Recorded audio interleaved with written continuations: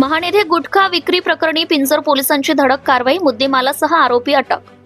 बार्शी टाकळी तालुक्यातील पिंजर police station अंतर्गत येत असलेल्या मौजे महाड येथे 15 डिसेंबर रोजी पिंजर पोलीस पेट्रोलिंग करीत असताना त्यांनी एका ठिकाणी झाडाझडती घेतली असता एका इसमास मुद्देमालासह अटक केली आहे आणि त्याच्या विरुद्ध रीतसर गुन्हा दाखल केलाय. ही धडक कारवाई पिंजर पोलीस स्टेशन ठाणेदार गंगाधर दराडे यांच्या मार्गदर्शनाखाली करण्यात आली आहे.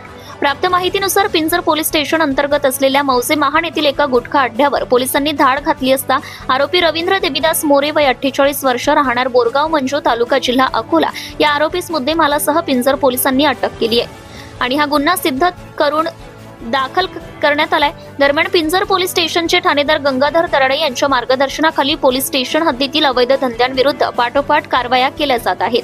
त्यामुळे पिंजर पोलिसांचा एक दरारा निर्माण झाला असून सदरची कारवाई पिंजर पोलीस स्टेशन ठाणेदार गंगाधर दराडे यांच्या मार्गदर्शनाखाली PSI Abhishek Navghare, head constable Balu Yewale, head constable Subhash Pardhi, Santosh Waghmare इत्यादींनी केलेली आहे.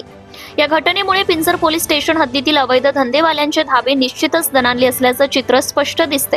प्रतिनिधी ओम Date, Mahad. Subscribe now and press the bell icon. Never miss an update.